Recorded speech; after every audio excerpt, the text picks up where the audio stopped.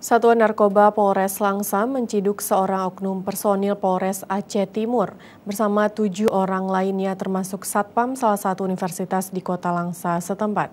Kini 8 pelaku pengedar dan bandar di wilayah Kota Langsa bersama barang bukti diamankan di Mapolresta Langsa.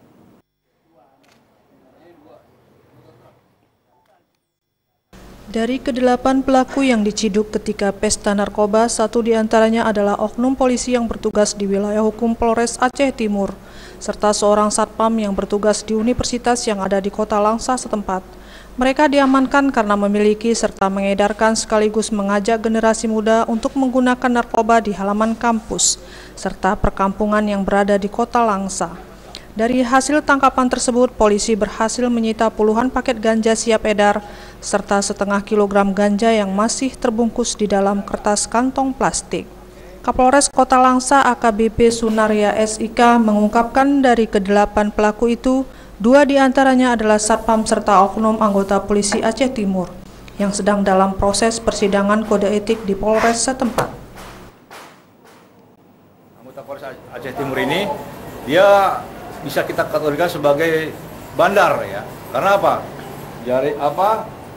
Ganja-ganja ini ternyata yang masuk anggota tersebut.